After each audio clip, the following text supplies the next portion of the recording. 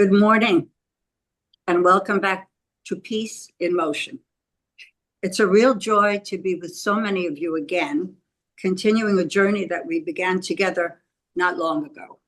Some of you were with us in April when we opened PII's Cooperative for Humanity to the world.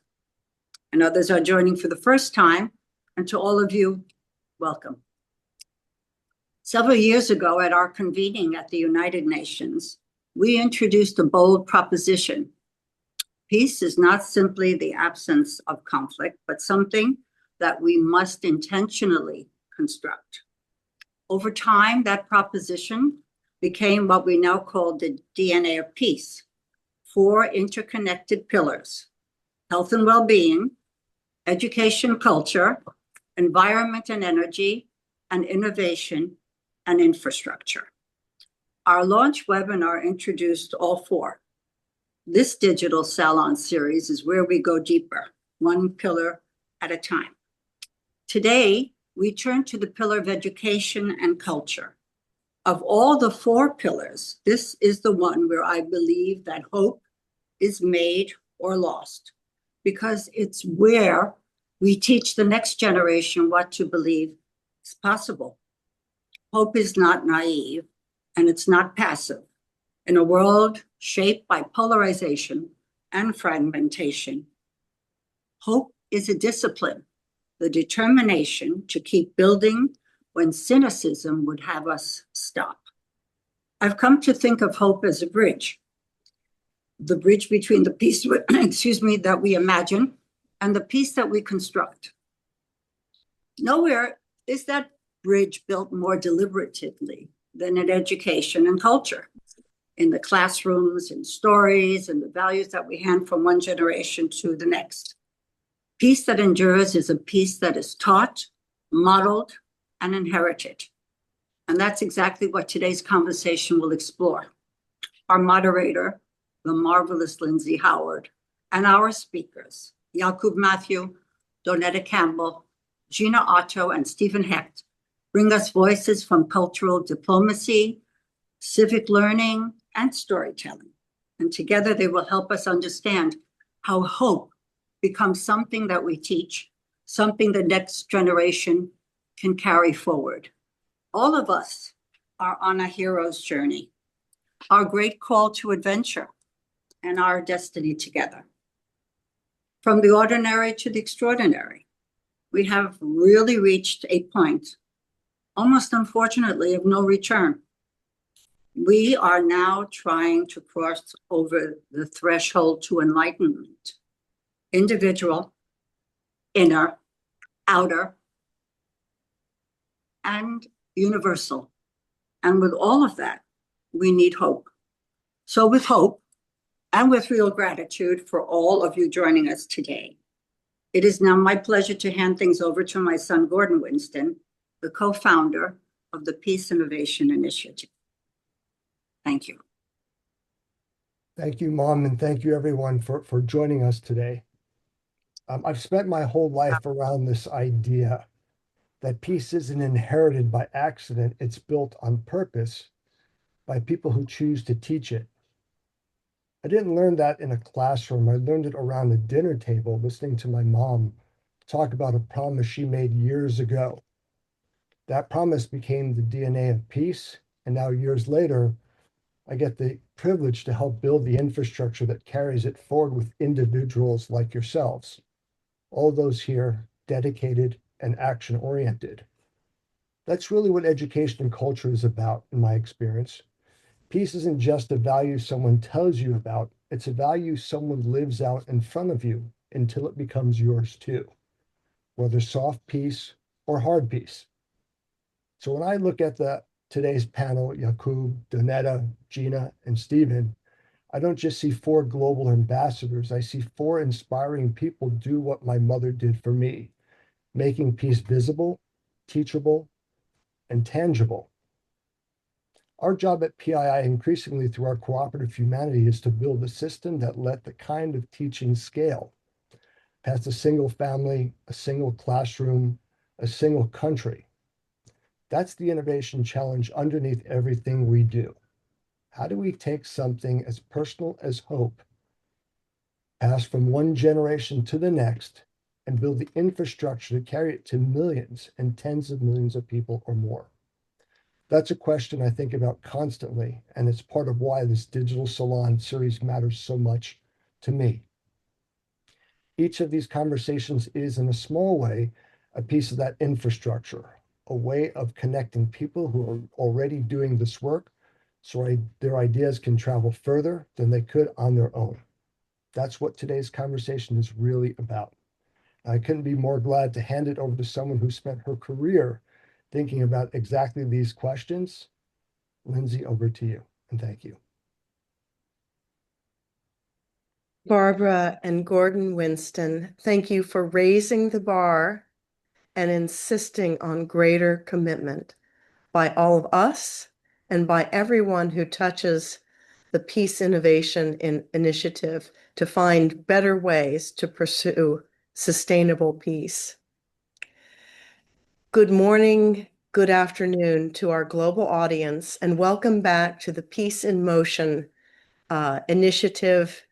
And as we convened for our launch webinar some months ago, we set out to introduce a proposition that peace must be actively designed, built, and sustained, and that doing so requires leaders from across multiple sectors to see themselves as peace actors. Today, we go deeper, and I can say these efforts correspond with Davos and the World Economic Forum's release yesterday of a new film with Etonde Kokoma, President and CEO of the Interpeace, a global peace building organization, to say, how do we do this? How do we build peace on very practical and sustainable levels? This is our second session, but the first salon was dedicated this is our second session, but the first salon dedicated to a single pillar of the DNA of peace. And the pillar we are exploring today is education and culture, maybe the most foundational of them all. Because if peace is to endure, it cannot only live in institutions or treaties on the sidelines of battlefields and ceasefire negotiations. It must be taught, it must be practiced and cultivated, and it must be passed on. The panel you will hear from today approaches that challenge from four distinct vantage points. A global financial leader and author whose work explores the values and inner qualities that shape how we lead and live. Our second speaker, a social architect of renown who builds the community infrastructure through which purpose and connection take hold. Thirdly, an author and storyteller who has spent 2 decades bringing hope to children in war zones and conflict-affected communities around the world. And lastly, a genuine peacemaker who has made it his mission to prove that the skills of peace can be taught to anyone and at scale. Our goal is not only to hear four perspectives, but to ask, what does each of these fields understand about peace that the others need to hear? And what becomes possible when we begin to treat education and culture as shared infrastructure for a more peaceful world? We begin with a question that lies at the heart of any culture of peace. What values and what kind of leadership make it possible? Our first speaker is Yakub Mathew, Managing Director at Wells Fargo and the author of the book Seeking the Infinite.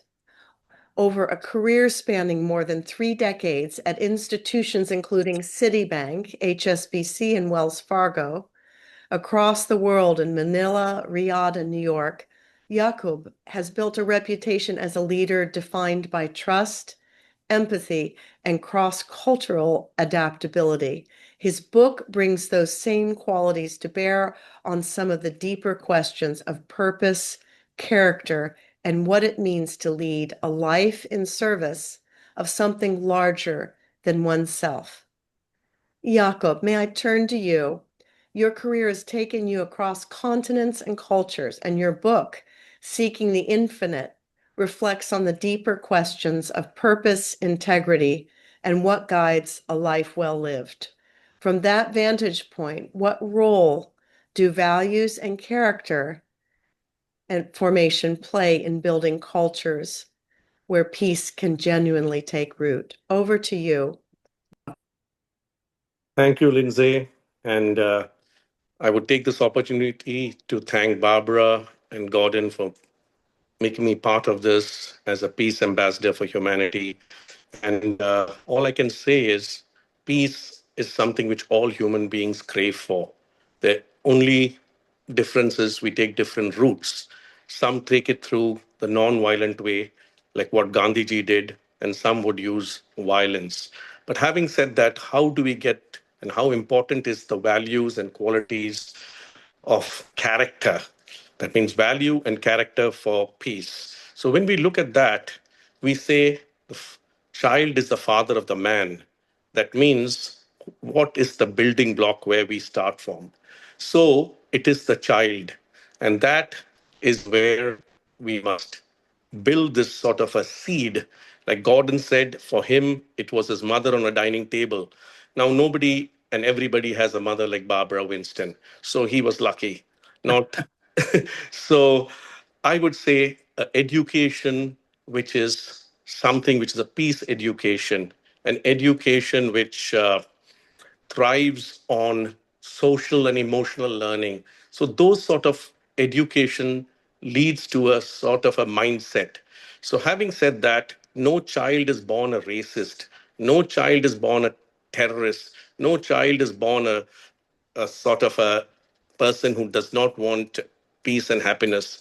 It's all that needs to be done is just like you can create a negative force through brainwashing, we can always create goodness with the same sort of seed. That means by building those attitudes and behaviors and planting that seed on that blank canvas, which is a child, and building those values and characters, which leads to a peaceful community, which leads to a peaceful nation, which leads to a peaceful world. So, having said all these things, it is the whole question boils down to is how do we do it?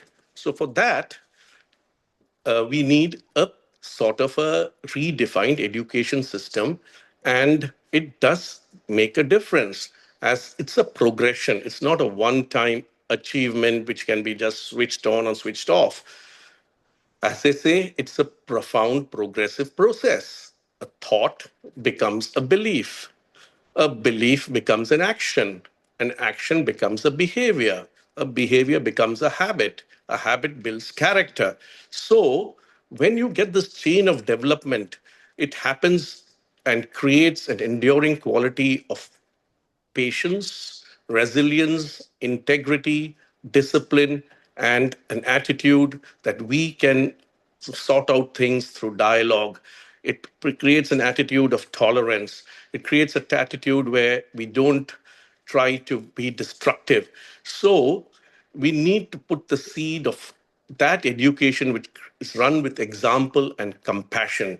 And as we do this, it's not something which happened or suddenly we thought about it. It has been happening for centuries.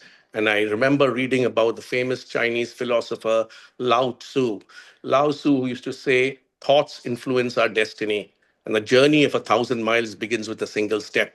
So, this education and the planting of seeds, where we have to redefine education and make it much broader than simply excellence in studies and grades. And that creates a sense of fairness, empathy, and it becomes families, it becomes communities, it becomes nations, and ultimately it becomes the future of humanity. So we must cultivate that as we need to leave future generations which are not destructive, rather they don't divide, they unite, they basically create compassion, they create a better world. So yes, we say that values and culture, it's a must for a peaceful world. So yes, again, I say, is it begins with the child. So whose responsibility is it? Is it just the parents? Is it the leaders? Is it the citizens? It is the education system. Well, it's a collective responsibility. So all I can say is that as human beings shape the character of our children, we're shaping the character of our world. So values and culture matters for a peaceful world, and it begins with our children. Thank you, Yakub. A brief follow-up question. You've spoken about leadership as service rather than self-preservation. How does that orientation connect to the way you think about peace? And what would it take for more leaders to adopt it? And again, your book, Seeking the Infinite, occurred out of a major epic event in India that I think you said happens every 144 years, India's Burning Man Festival. And you had many global leaders and Indian leaders contribute to that. What lessons can you share with our audience in the time we have left? Well, first, a little bit on the book. The book was something which was a seeker trying to find answers when he found himself in a place which he did not understand. And with all one needed was an open mind, and mind which was not corrupted, which was not divisive, but which was something ready to learn. And what you saw there were seekers who were also coming there, and they were dipping themselves in a water, and there were as many as 660 million. So it's called the Mahakumbh, which happens once in 144 years, but they have smaller kumbhs which happen every 12 years, every 6 years. So when we see all these things, all we need to understand is human beings are seekers. Human beings want peace. Human beings are looking for something beyond themselves. So seeking the infinite was seeking this unknown, the infinite. What was the infinite? They were wanting salvation. They were wanting peace. They were wanting moksha. So when I looked at them, they had hope. They were dipping in the water and coming out rejuvenated. So it led to many questions in my mind, and I had no interest in writing a book. And I never have any qualms to say that I'm a writer. I would at the most say I'm an accidental author. And this led to a multi faith initiative, which has been globally sort of appreciated with launches in New York and New Delhi and all over the world, Toronto, and it goes on. But having said that, to your question, what you talked about, service as a form of leadership rather than self-preservation. Yes, for me, service is godliness and godliness is service. So what we see is that if you have to lead an impactful life, a life which is meaningful and joyful, you got to go beyond yourself. And service is something which is the highest form of humanity. So when you start understanding that, and if we have people who are right on the top who understand it, yes, it's very easy. But when you're right on the top, you only remain at the top if you win elections or you remain in power. So for leadership to be something which is beyond their selves and something which is a higher form of duty, it is not something easy. So how do you get that sort of, where do you get it from? So your question had two parts. One is how would it take more leaders to adopt it? And do you think that service is something which leadership is important for leadership rather than self-preservation? So when these things are taught to people as children and creates a community, yes, that's easy to build leaders from grassroots. So the other way is when you have this world which is so sort of driven by self-preservation and self-promotion, we have to look at examples and champion them. So when you look at service, there is a community called the Sikh community, and they are based on selfless service, and they feed people all over the world. If you go into their temple, which is called a Gurdwara, you get free meals. Whenever there's an earthquake or a natural disaster, or any sort of typhoon or anything terrible which happens in the world, including war, they come in there and help with no agenda, no discrimination, where every human being is is basically worthy and deserving of dignity and compassion. So when leaders have that same philosophy and they shift their focus from personal power to public good, and they understand and build those sort of communities based on fairness, integrity, humility, truthfulness, and race and all don't matter, but they create a sense of trust, we find that human beings will live in a society where they will respect dignity of each other, tolerance, compassion. So Thank you, Yakub. You've grounded this conversation in something essential, that the culture we build begins with the values we carry and the care with which we pass them on, which you clearly have done. We'll transition now to our next speaker. From the individual and the values that guide them, we move to the communities and networks through which those values either spread or stall. Donnetta Campbell is the founder and CEO of the Social Architects, a firm she has built over 14 years into a global leader in executive brand architecture and purpose-driven community building. Her proprietary social architecture and social PR hashtag methodology has shaped the narratives of more than 1,000 global influencers across institutions ranging from Google and IBM to the United Nations.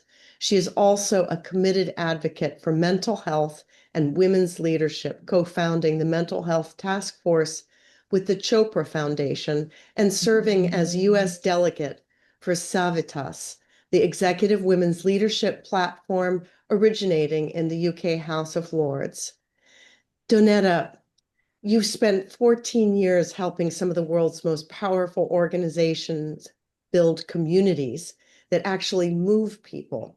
What have you learned through that work and what it takes for a community to create real, lasting change? And how does that apply to peace? Donnetta, over to you. Thank you for the generous introduction, Lyndsay. I'm really honored to be here with all of you today.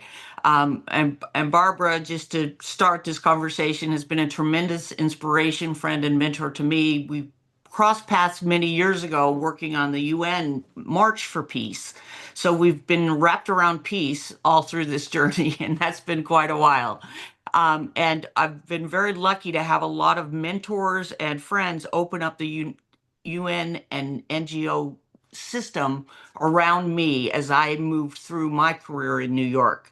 So I work every day to pass that on, and I'm really happy to be able to do that with all of you here today.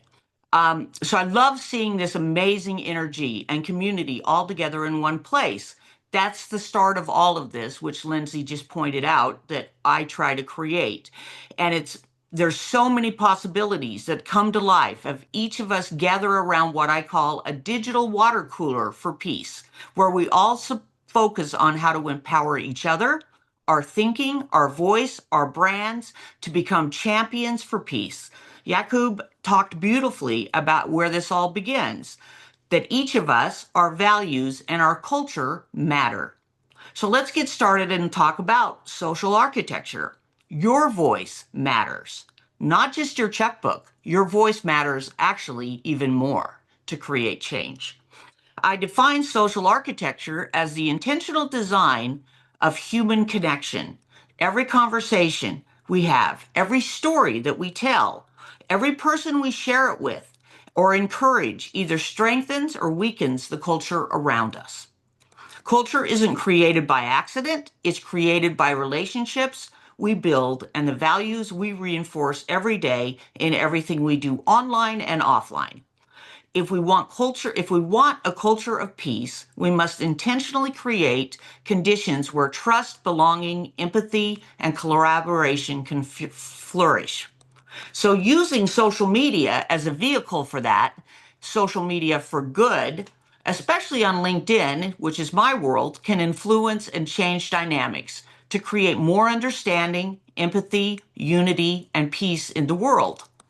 That social architecture in action is something that I try to see and work on everywhere that I can light it up, right? So one quick personal example of that is I'm currently working on a passion project with Kathleen Hessert, who's actually listening in today on this call.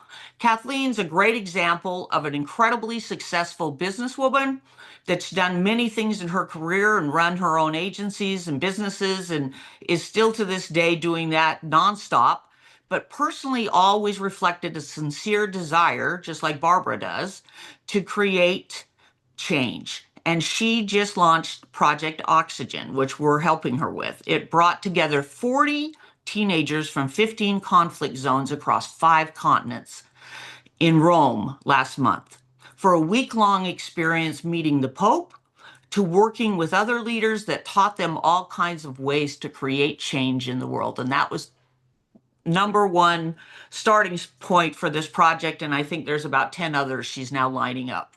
And I'm excited to put Kathleen and Barbara together on a conversation, because I think a lot of amazing things will happen from there.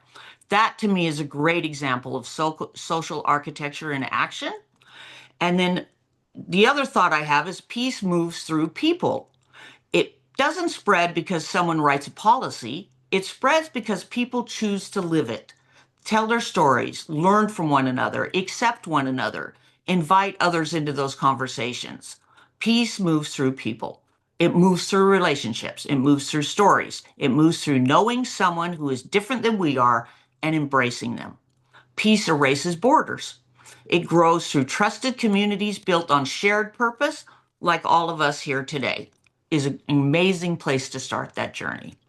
The most important thing I could do today is ask you to think about joining a call to action and organizing around this amazing initiative that has been created to create that change.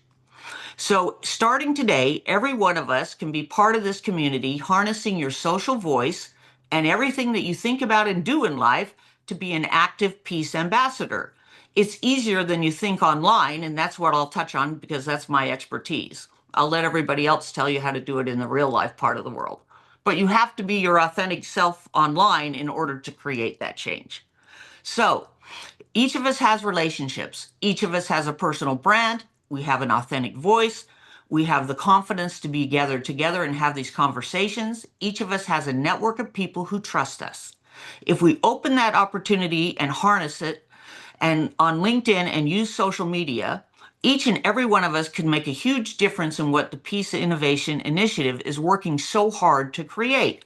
Imagine if every one of us committed to reaching just one more person, one more organization, one more community with a message of hope and collaboration, and start connecting all of those dots, how the world would light up. Social media gives us something previous generations never had. It gives every one of us the ability to become a storyteller, a community builder, an advocate for peace or anything else that we believe in. Together, we can create a powerful people engine, which is how I like to see it coming together visually in my head, that carries this movement far beyond today's conversation. We all connect the dots and find each other on social. We start to engage around that. We all follow and use the hashtag Peace Innovation Initiative. That's the digital water cooler. If you go there and every post uses that, you'll see every post. You'll connect to everybody in the group. You'll start to support them. The most important things you can do on those to meet the algorithms right now in LinkedIn, and it changes all the time. So I'll make sure to keep everybody updated, but comment on each other's posts in a thoughtful way. Like, share, linger over that post, click through it. That's what LinkedIn is looking for right now. And they especially reward posts that light up a community of the same people in the same business or in an organization. So if you put it into your bio on LinkedIn that you're part of this group and then we're all engaging together, that will be helpful in making that message go any further. It's easy and simple, like playing follow the leader, starting with LinkedIn and a few best practices. Like I said, polish up your profile a little bit, get out there, start messaging around the organization and the things you believe in, sharing your thoughts. If you're not comfortable doing that, just play follow the leader, connect the dots, and like things or write a comment or two as you get braver. And I'm always happy to help if anybody has questions. So I would say influence isn't about being visible, it's about being valuable. It's about using our voice to help see what's possible. Peace won't be built by one organization or one leader. It will be built by thousands and millions of authentic voices choosing to inspire hope, create connection, and invite others into a shared purpose. My hope is that we don't simply leave here inspired, but we leave here committed and loud in a nice way and thoughtfully. Because each one of us has that voice, every one of us has that ability to reach others and has influence to those that are in our network. And every one of us has had the opportunity to build a culture where peace can truly take root. Reach out and help. Let's connect the dots and get you all started. Because I don't think you'd be here unless you already had made that commitment. And I would stop there. Donnetta, thank you for sharing your consummate knowledge and experience in these fields and in how to make social media purposeful and authentic. From the architecture of communities, we will transition now to turn to one of the most powerful and ancient tools for transmitting values across them, the story and the storyteller. Gina Otto is an author, international speaker, and founder of We the People's Fund. She is the author of the #1 best-selling children's book, Cassandra's Angel, and the founder and CEO of Gina's Inc., a mission-driven media and social enterprise that uses social emotional storytelling and gamified learning to inspire children around the world to take action on the UN Sustainable Development Goals. For 20 years, Gina has taken her work directly to girls and women in war zones, child soldier refugee camps, human trafficking shelters, and orphanages across Southeast Asia and Africa, but also across troubled zones in America. She was most recently the senior advisor to Pope Francis's Summit on Climate and the One Human Family. Her next trip will be to Kiev, Ukraine, to work with children affected by the war. Gina, enlighten us and share your beautiful perspectives. Hi, Lyndsay. Thank you so much. It's such a wonderful opportunity to be here. And thank you so much to Barbara and Gordon for founding this extraordinary initiative in a moment where the world is truly at an inflection point. So my journey with peace started when I left a 12-year career in Hollywood as a film producer to write a fairy tale that ended up taking me all around the world. And it was a moment that changed my life forever and is still changing my life. My children's book, Cassandra's Angel, is about the stories that we are given from the people in our lives about who they think we are, and then dropping those stories so that we can become who we came here to be. It's about a little girl named Cassandra, and she is truly a bright light in this world. But every time she turns around, there is someone telling her that there is something wrong with her. She's a mess. She's too different. She's incorrigible. They have no time for her. And every time she hears one of these stories, a little bit of her light goes out until finally she is sitting in darkness. And she has to make the decision, either I am everything that they think about me, and if that is the truth, I might as well disappear into the faceless crowd. Or I am who I know that I am. And in the moment of the I am, an angel comes to remind her that she is not the story, that she has never been the story, that she is in fact a bright light. And when you find that truth and you find that light, you light up the whole world. So right about the time that Cassandra's Angel became a #1 bestseller, I made a commitment to take this little fairy tale of light into the darkest places in the world. And that commitment took me right into the war zone in Sri Lanka.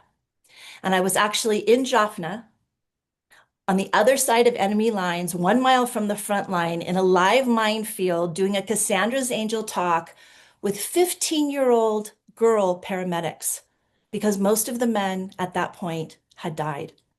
And the girls were from both sides. And we had the conversation about life and peace, and that none of the war, none of the death, none of the killing had been worth it.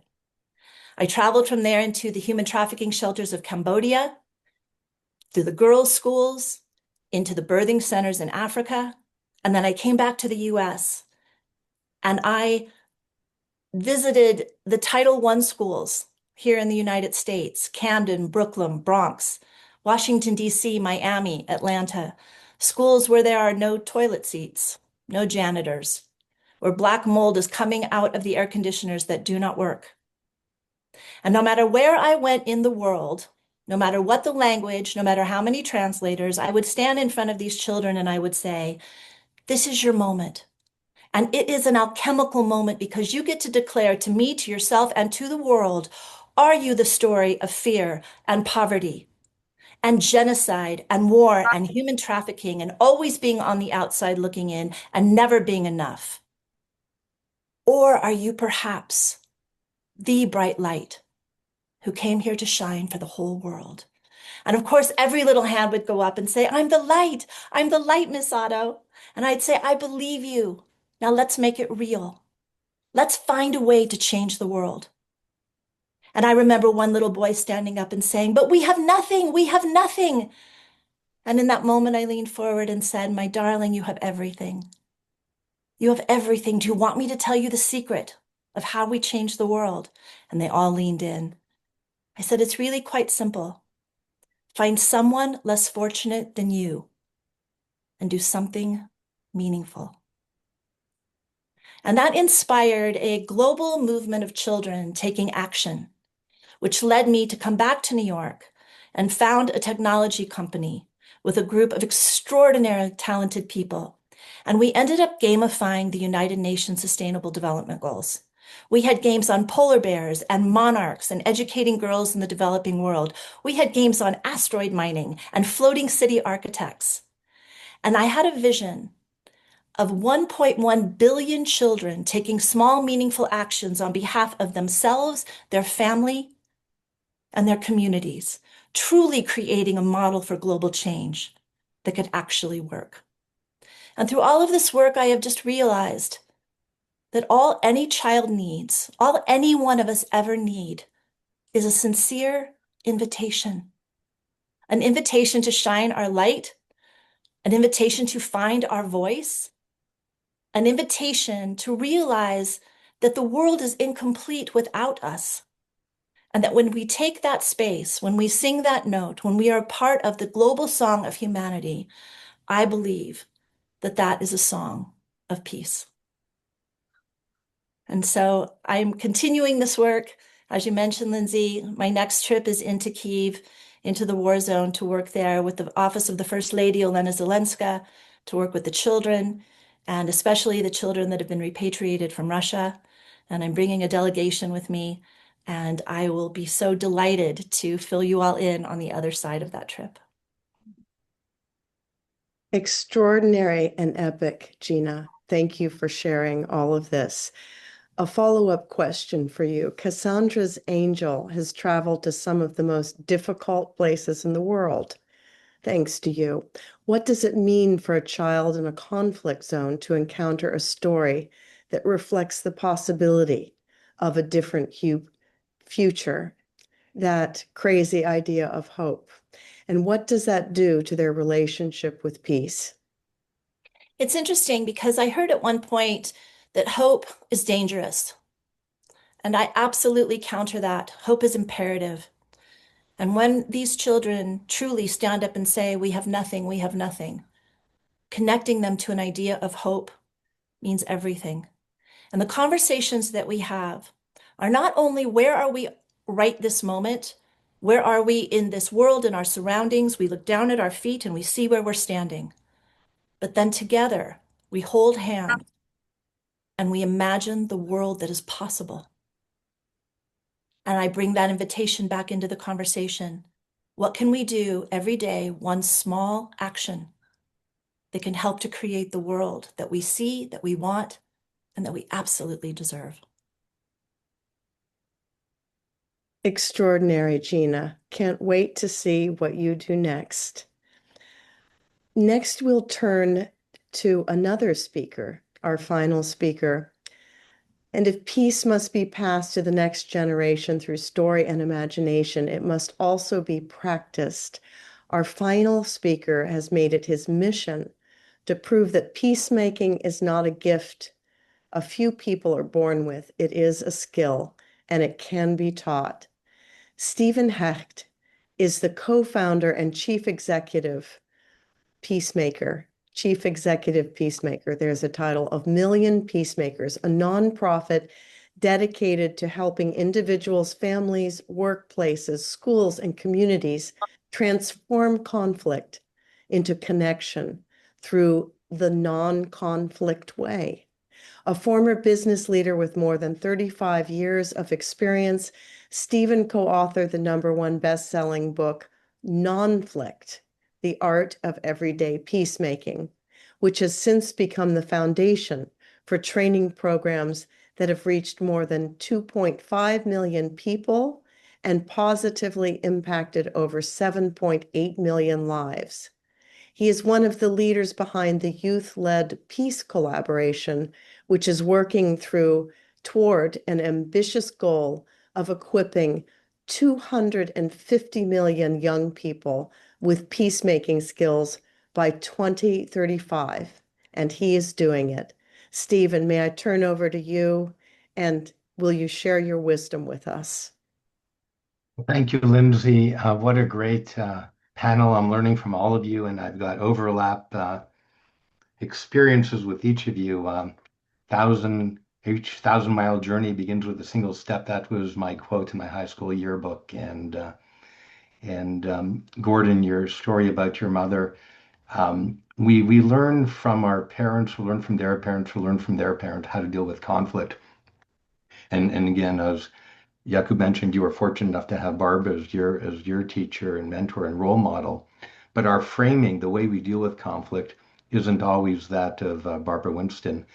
And mine certainly wasn't. So I didn't have the tools to deal with conflict constructively. And conflict is just two or more different perspectives coming into contact with each other. By definition, it's neither positive or negative. It's how we deal with the conflict that is either going to be constructive or destructive. And what we're doing is giving people tools to deal with conflict in a constructive way, because we need different perspectives for innovation and growth as individuals, as organizations, and ultimately the world.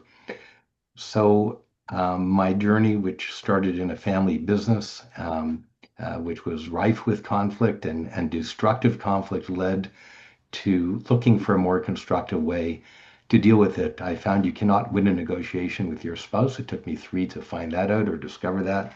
I'm happily married the third time because I have more constructive ways of dealing with conflict. You can't win a negotiation with your business partner or your employees. So in looking for a better way, I found there was much wisdom out there. And I bought a dozen books on the topic, and I was going to run this event for a group called YPO across Canada. And I found typically, though, that the wisdom was by PhDs for other PhDs, and none of us are going to read a 980-page handbook when we have a conflict. Led me down a rabbit hole to look for a much simpler way of spreading what we now call nonflict, which is a constructive way of dealing with conflict. And in 2012, we led this event for YPO across the country, and we found 85% of the people were able to resolve the conflict without the other person even being there in the room, just by going through the process and putting yourself in the other person's shoes and answering a simple question, or these questions, which are, what are your facts and feelings around that conflict and what's important to you? And then if the other person was there, how do you think they would answer? And often we find that what's important to me is important to you. We all, and this doesn't matter what culture, religion, race you are, wherever you are in the world, we all want to feel respected. We all want to feel safe. We want to feel important and understood. And we all want to have hope for a future, for our children and future generations. My grandchildren are here. That's all we hope for, that they have a world of peace. And we find what's important to me is important to you. Then we realize that we want the same thing. So step one of non-conflict is understand yourself and your partner. Step two is to understand your shared reality. What's our real underlying conflict versus the symptoms of the conflict? Usually we have different framing. The way we interpret facts, the lens through which we see the world is different because of our upbringing, our culture, our education, our personality. What's our real underlying conflict? We have to agree on that. Then we look at what's working well. What do we appreciate about the other person? Then what's our worst case scenario if we cannot resolve this conflict, and how would that feel? Because we need a real or perceived crisis to take action for change. Step three of non-conflict is co-create our mutual ideal reality, where we visualize our ideal reality and how that would feel. Then what are the obstacles to achieve it? And then of the obstacles we could control or influence, what could we do to overcome them? Those are the three steps of non-conflict. Simplified, fits on the back of a business card. And we've spread that from an in-person workshop in YPL in 2012 to virtual workshops on Zoom during COVID. And then we've put that into an Alexa skill, followed by a AI tool. And now, as Gina is doing, we're gamifying it through apps in collaboration with our partners. So we're looking at creating AI or harnessing AI and technology for good. One of our board members started AI for Good, which was given over to the UN ITU. And the learning is that peace doesn't come naturally. We learn from our parents, and if we don't have Barb as a parent, we might not have that come naturally, yet could definitely be taught and learned and practiced. Thank you, Stephen. Truly remarkable what you're able to do on the macro level and the micro level of individual persons. A follow-up question for you. You are now working with global partners toward equipping 250 million young people with peacemaking skills by 2035. How does that work? Why are young people central to this effort? And what will it take to make peacemaking part of everyday education and culture? Can it be done? Thank you, Lyndsay. We've spent our first 9 years trying to build a community, and we had trained about 250,000 people. And then we were challenged by the director of the Kigali Genocide Memorial to train 1 million young people in memory of the genocide against the Tutsis, that if humanity could allow 1 million Tutsis to be killed in 100 days, could we not train 1 million peacemakers in their memory? And we realized we would have to do things differently in order to scale. And we realized at that point, partnership was key. And we found research showed that by Dr. Erica Chenoweth at Harvard, all you need to be a virtually unstoppable force for peace is 3.5% of the population working toward it. 3.5% of the world is 250 million. That became our goal. And we found that there are 6 large youth organizations called the Big Six that are already working with 250 million youth. So we said, great, let's work with them. And 2 weeks later, and magic started happening, our executive director was teaching non-conflict at McGill for executive education. The head of HR at the World Scout Movement said, we need to work together. This is great. They're one of the Big Six. And another person, Will Kennedy, who is retiring from the head of partnership at the UN, you might know him. Gina, you know him. He was a great human being. He said, I want to make an impact on my last 3 days at work. And he introduced us to a number of people, including Carlos Sanvi, the Secretary General of the YMCA. And he invited us to Geneva to meet, and this was in January 2024. And he brought the head of the steering committee of the Big Six, and they said, we all care about peace. The Red Cross is one of them. They won the first Nobel Peace Prize. The YMCA has it as part of their Vision 2030. Can you lead us in this initiative to train 250 million? Because we want to think big and we agree with this vision. And obviously, that was something we just talked about in our planning meeting 6 months earlier. So since then, we've been working with them. We've added JA worldwide. I work with 20 million youth a year. UN Youth just joined us. We were together in Toronto last week with the head of UN Youth. And we're adding other partners as we go along to train 250 million youth as peacemakers with these communities that they already have in place for over 175 years in some cases. So we're using their infrastructure, their youth, trusted youth mentors, teachers, and peer-to-peer youth training to give them these tools. And not to say we have the only tools, but we learn from each other and we all collaborate with each other on the tools we all have to spread peace. Thank you so much, Stephen. We all can learn from you and admire your work. You've made the case with evidence that peace is not a state we wait for. It is a practice we build, one person and one community at a time. I'd now like to transition to a moderated cross-panel discussion of a couple of questions for our panelists.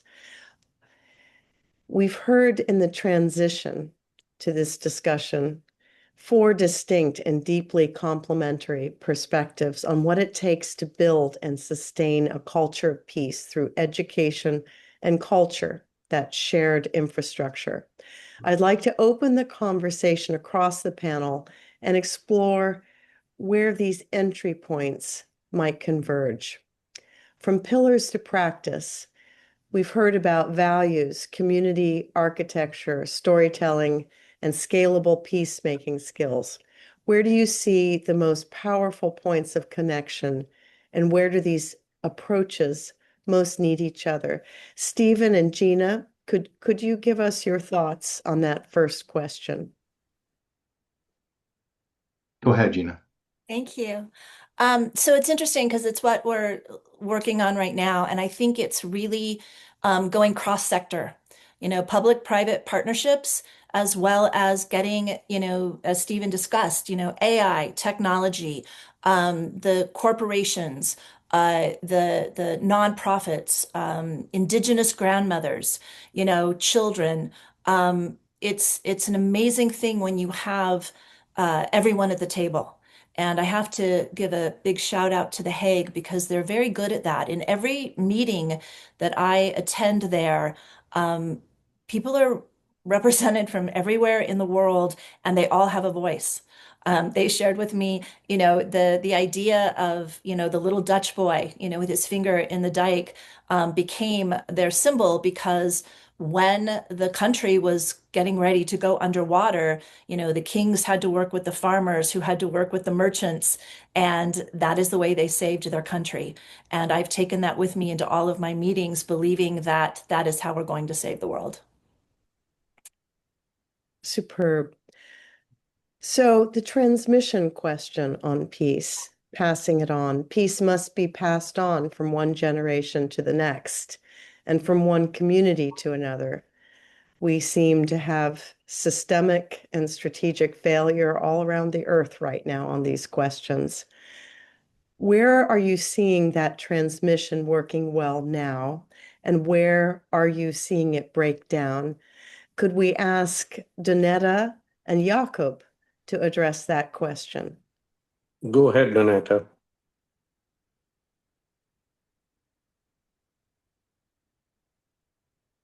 Donnetta, you're on mute. Sorry about that. I would stay in my area of experience and knowledge and say that I think by bringing together these kinds of collaboratives, partnerships, initiatives, to try to push into the places that they were just talking about after the last question, right, where you create moments and tell the stories through music, entertainment, or a movement, or an event of some sort, or harnessing social media to tell those stories and create those networks and create those collaborations. I see it working there. I see it breaking down a little bit in corporate support of that in the world we're in, and the chaos and everything else, and the shifts in viewing. We represent a lot of the DEI leaders for corporations or our clients. We've had to help them shift into new titles. Even though they still believe in the same thing and doing the same work, they've had to survive by becoming a political football. So I think there's so many layers to that, where it's breaking down in the tone from the top to in the way that the global politics are moving, to how we can then find anchors to hold on to through digital and in relationship building, that you find that hope and you keep finding ways to build back to where you were. I watched somebody like Lori Meadoff, who I've worked with for many years and is one of those other mentors for the United Nations, and her group of city kids that she built for New York City. And she's got a huge banner of Keith Haring's that he painted for this organization, as tall as the Statue of Liberty. It's huge. And she's out there still beating the drum, trying to get those things moving to support those incredible organizations, because the corporate sponsorship becomes more challenging. So I don't know if I hit on exactly what you're looking for, but to see a lot of growth and wonderful things happening, and then 2 steps forward, 1 step back, right? So we just keep stepping forward. Wonderful. Yakub, could we have your thoughts? Sure, Lyndsay. Thank you, Donnetta. Well, what we see is that peace is not a one-time achievement. It's rarely very permanent. So it's an ongoing process. So transmission of peace is extremely critical. And we see it working and breaking down. Where do we see it working? When we see cross-community partnerships, like in challenging situations like disaster relief, famines, floods, and earthquakes, people work. The lower levels in track to diplomacies, NGOs, unofficial dialogues, culture, sports. It creates all that platform to create a sort of a community which is supportive, a nation which is united, and a better world. But where does it fall apart is when we have persistent inequality and exclusion, power box like the UN Security Council and others, where you have the veto powers and unhealed history. So yes, it works in some, it doesn't work in some, but at the end of it, we create it grassroots, and it creates a better process and a chance for peace and a hope for peace. Thank you, Yakub. I'll do a final question. Well, I'll ask our speakers, our distinguished guests, to answer in 1 to 2 sentences a very hard question. Our formal education systems were not designed with peace as a central organizing purpose. What is the most important thing they consistently leave out? And in that, where do you see the single greatest gap between education and culture, and what they're currently doing in talking about the peace impact they could have? Yakub, could you begin? I know you have many thoughts on this subject, and then we'll go Donnetta, Gina, and Stephen. Yeah, thank you, Lyndsay. Great. And what we see that modern education, it has been focusing a lot on economic productivity,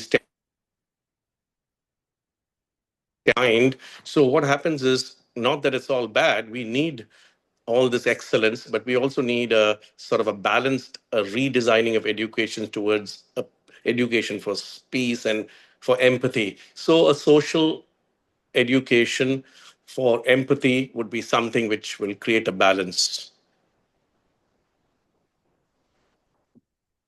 Donnetta, your thoughts?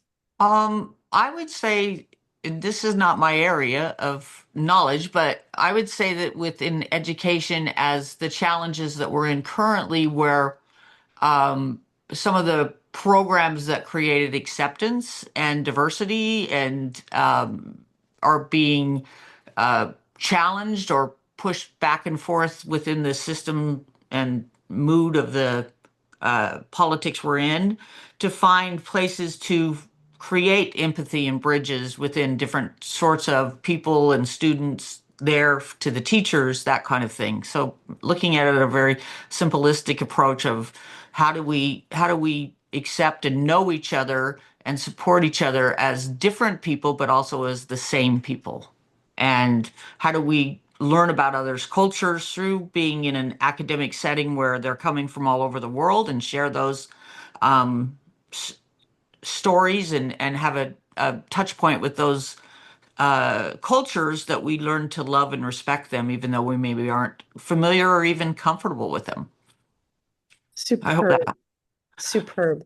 Gina, could you speak to us as story giver and storyteller and active action hero? Thank you. I would humbly submit that part of what we are experiencing right now, this extraordinary backlash, which is really rooted in anything but peace and violence, is because it was working. It was working. And that is the commitment, that no matter what it looks like, that's the story. The truth is that we are the light. And we took that idea into everything that we do. All of our games are social emotional learning. Everything that we are creating, the conversation that we're having right now, the invitation. I think we keep coming back to this idea of the invitation. And Barbara talks about, the irresistibility of it all. Because the world that we're talking about is extraordinary. The world that we're talking about, the world that we want, the world that we are all committing our lives to and leaning into, that is a world that is for everyone. And I always go to bed at night with the final thought that no matter what, there's more of us than there is of them. They're just louder. So it's our moment to hijack the narrative. Bravo, bravo. Stephen, to you for some closing thoughts before we turn back over to our. Wow. Education is so important, and it's the teachers who are the role models, the leaders. Culture starts at the top in an organization, in a country, and at school. It's the teachers. So I think empowering the teachers with these tools is so critical. And we know teachers are overloaded. The last thing they want is to learn something else. Yet if they realize that a lot of their job is dealing with conflict, much of their job is dealing with conflict. If they had the tools to deal with conflict constructively that they could then model to their kids, I think this would be a great gift to teachers and to our youth.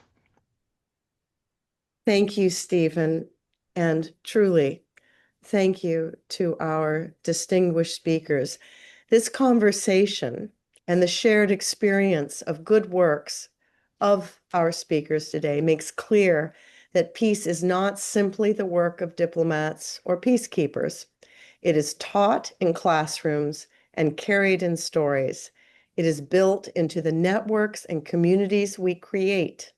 It is practiced by individuals, institutions, and the next generation of leaders that this cooperative is helping to shape. The next 18 months are an opportunity to deepen that work together. I'd like to now transition back to Barbara and Gordon with heartfelt deep thanks for their courage, their verve, and their vision. Thank you to all our participants for the depth and conviction you brought to this conversation. I am honored to turn back to Barbara and Gordon Winston. Thank you. I'm going to let Gordon speak first, and then I will say adieu. But first, Gordon. Wasn't he supposed to say? He's muted. Thank you. I want to thank everyone who joined us today. Of course, to the esteemed panel, the moderator, and those participating from broad and wide. Listening to this conversation, I keep coming back to something practical based upon everything we heard today about teaching hope, about carrying culture and values, about education as the place where peace either takes root or it doesn't. And of course, it all depends on infrastructure, not the kind of infrastructure that I usually talk about in my work, but a different kind. The institutions, the platforms, the relationships that let one generation's values actually reach the next day after day. That's really the work of the Cooperative for Humanity. It isn't just a network. It's the connective tissue that lets a teacher in one part of the world learn from a storyteller in another, that lets a global ambassador's ideas travel further than any of their own over communities, than by itself. And if education and culture is where hope is made, this cooperative is one of the ways we make sure it doesn't stay in just one place. It becomes dynamic. That's the part of the work that I find most exciting, not just the ideas themselves, but actually building the systems that carry them. And collectively, through this salon and the extension of it to those of you who have participated in this, I believe that we can make the world a better place. And with that, I'll turn it over to my mom. Wow, what a panel. What inspiration. What innovation. What fantastic ideas. Donnetta, your wonderful examples that you have given. Gina, breathtaking. Stephen, each of you, and Yakub, you're each jewels. Each of you illuminate light. The idea that we have to get this critical mass. So we have, as Gina says, this irresistible force of determination to change the tide. And we can do that. As I said in the beginning, we are all on a hero's journey. All of us. We want to seek the infinite. We want to have peace in our heart. We want to absolve ourselves of fear and terror for ourselves, our children, our grandchildren, for humanity itself. So I just want to say to all of you, I thank you so much, Lyndsay. Again, magnificent, magnificent guidance in this conversation. And to each of you, Yakub and Donnetta, Stephen, Gina, my beloveds, I thank you so much. Before we close, though, to our wonderful audience that has participated, I want to ask something of each of you. And as Donnetta said, take one thing that you heard today, share it with a colleague, a student, a neighbor, invite them into this work, not just to hear about it, but to join it with their heart and their soul, and take this conversation, reverberate it throughout all of the people that you come in contact with. Stay connected, please, through our Cooperative for Humanity, and keep it going in your own circles, because each of you has your own network and your own universe. We have more of this series ahead of us and more work to do together, of course, between now and this 18-month window that we've given ourselves to start with. I want to thank all of you for being here today. I want to thank you for your voices. I want to thank you for staying engaged in this. And Godspeed. We'll see you at the next salon. Thank you, and thank you.